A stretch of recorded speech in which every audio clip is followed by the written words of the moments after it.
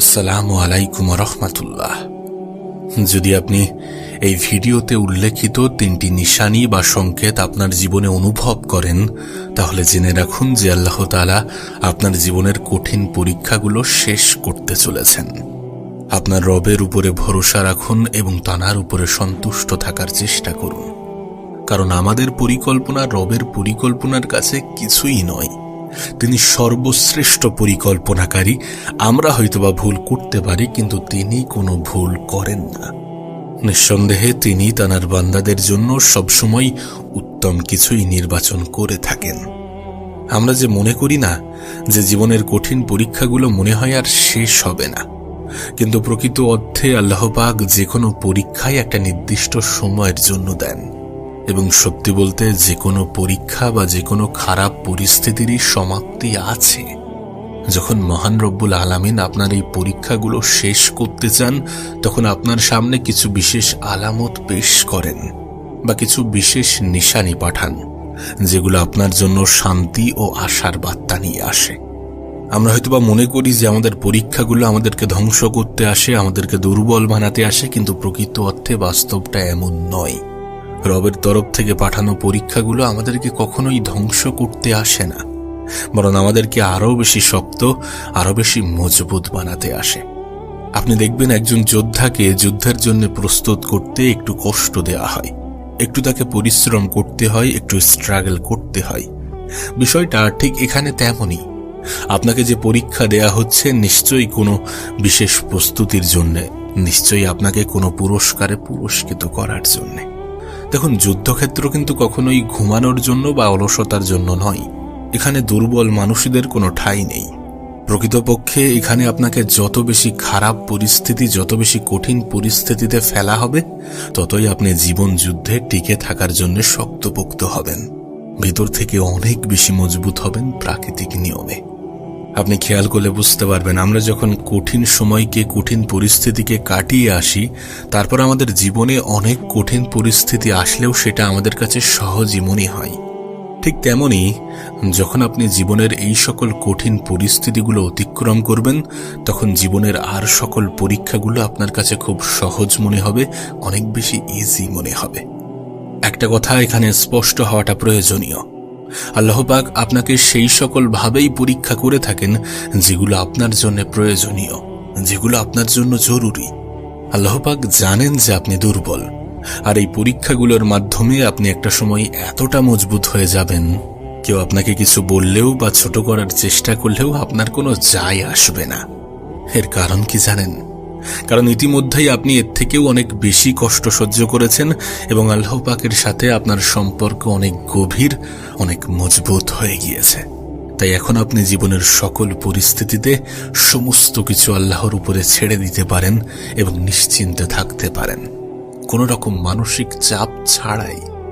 তাহলে চলুন জেনে নিই সেই 3টি সংকেতের বিষয়ে, যেগুলো আপনি অনুভব করছেন বা আপনি অনুভব করবেন।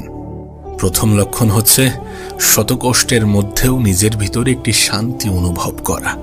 একটা দীর্ঘ সময় কষ্ট সহ্য করার পরে যদি আপনার মনে হয়ে থাকে যে আপনার মনটা আগের তুলনায় অনেক বেশি হালকা হয়ে যাচ্ছে, এবং আপনি মন থেকে অনেক বেশি শান্তি অনুভব করছেন, মনের ভিতরে অনেক বেশি শান্তি অনুভব করছেন, মনের সকল ভারাক্লান্তি ধীরে ধীরে কেটে যাচ্ছে, তখন আপনি স্পষ্ট হয়ে যাবেন যে এটা আল্লাহর পক্ষ থেকে একটি বিশেষ সংকেত। জানেন এটি কি ইঙ্গিত দেয়? এটি ইঙ্গিত দেয় যে আল্লাহ তাআলা খুব দ্রুত আপনার কষ্টগুলোকে কমিয়ে দিতে চলেছেন, আপনাকে অনেক বেশি মানসিক শান্তির অধিকারী বানাতে চলেছেন। আপনি তো জানেন মহান রব্বুল আলামিন উল্লেখ করেন যে আল্লাহ তাআলা কোনো প্রাণীর উপরেই তার সাধ্যের বাইরে অতিরিক্ত কিছু চাপিয়ে দেন না। তাহলে আপনি কেন এটা মনে করব যে এই কঠিন পরীক্ষাটা শেষ হবে না?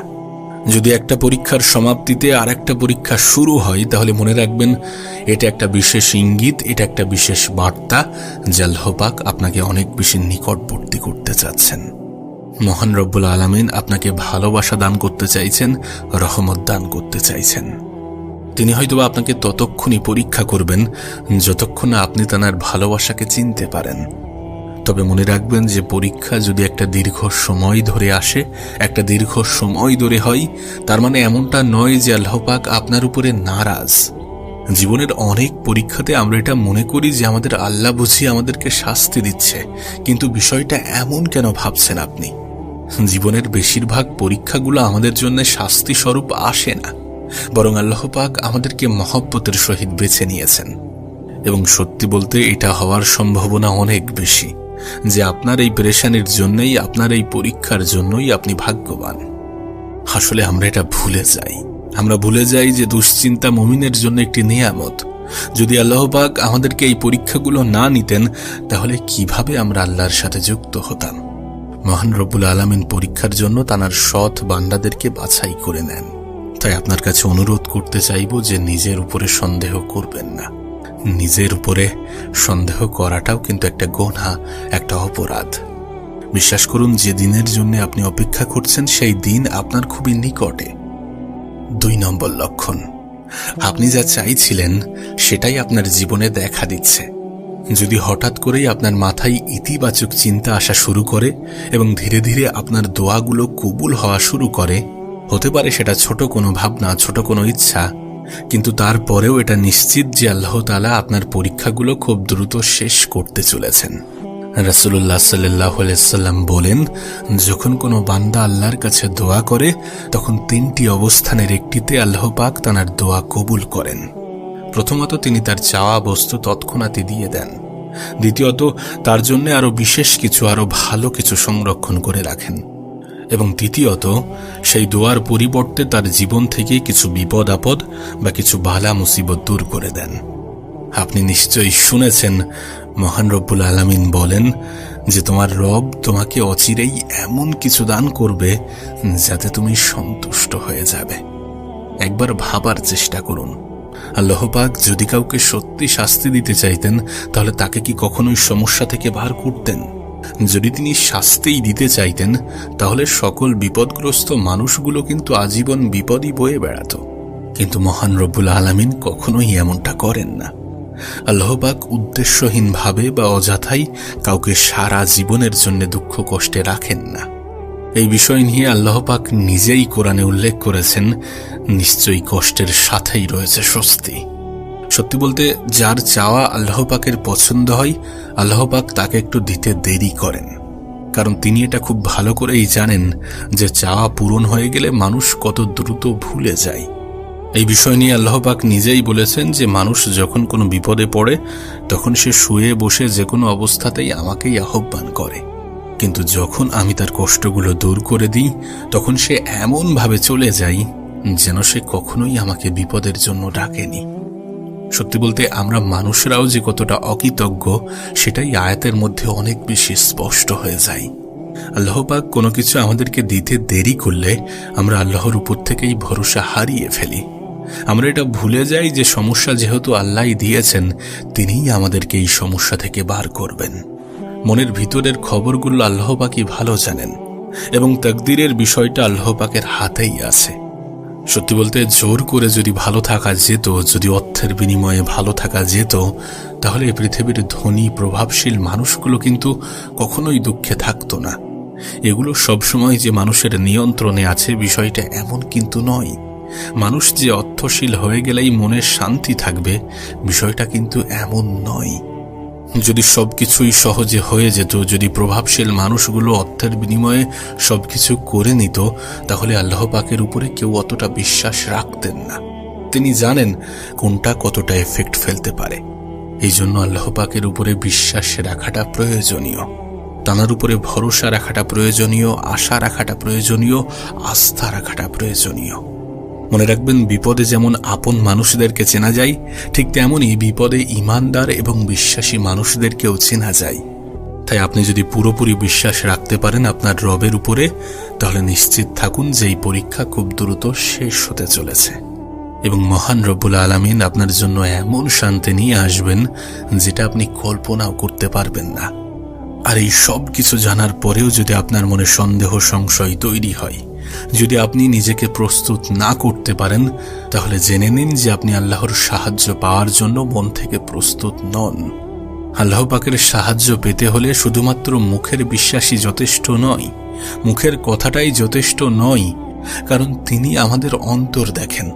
আমরা অন্তর থেকে কি ফিল করছি সেটা অনেক বেশি গুরুত্বপূর্ণ। আল্লাহর ফয়সালার উপরে মন থেকে রাজি থাকাটাই হচ্ছে তাওয়াক্কুল। 3 নম্বর লক্ষণ, জীবনে নতুন কোনো সুযোগ আসছে যেটা আপনি কল্পনাই করেননি।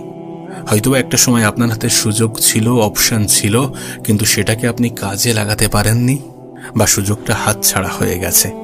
কিন্তু এর পরেও কোনো না কোনো ভাবে আবারও এক নতুন সুযোগ আসছে। এর অর্থ একটাই, আর সেটা হচ্ছে মহান রব্বুল আলামিন, আপনার রব আপনাকে সাহায্য করতে চাইছেন। সত্যি বলতে জীবনের কঠিন সময়গুলো আমাদের ধৈর্য এবং ঈমানকে আরো বেশি দৃঢ় করতে শেখায়। বাস্তবে কঠিন সময়গুলোতে আল্লাহ পাকের কাছে ফিরে যাওয়াই কিন্তু আমাদের সফলতার একমাত্র চাবিকাঠি। নবী পাক সাল্লাল্লাহু আলাইহি ওয়াসাল্লাম বলেছেন, মুমিনের অবস্থা কতটা বিস্ময়কর, তার সব কাজই কল্যাণময়। যদি তার জীবনে ভালো কিছু ঘটে তাহলে সে আল্লাহর শুকরিয়া আদায় করে, এতে তার জন্য আরো বেশি কল্যাণ রয়েছে। আর যদি কোনো কারণে তার ক্ষতি হয়, এতে সে ধৈর্য ধারণ করে, আর এটাতেও তার জন্য কল্যাণ রয়েছে।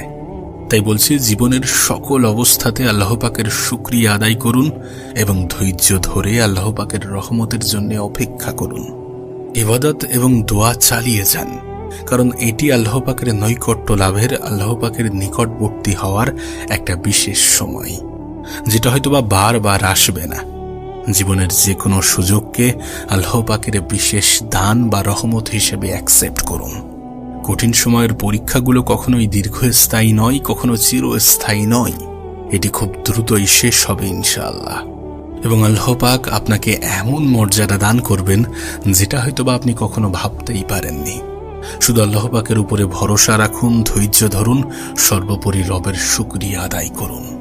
আপনাকে বলবো যে রবের পরিকল্পনার উপরে ভরসা রাখুন, কারণ এই বিষয়ে আল্লাহ পাক নিজেই প্রতিশ্রুতি দিয়েছেন এবং আল্লাহ পাক কখনোই তার প্রতিশ্রুতির ব্যতিক্রম করেন না।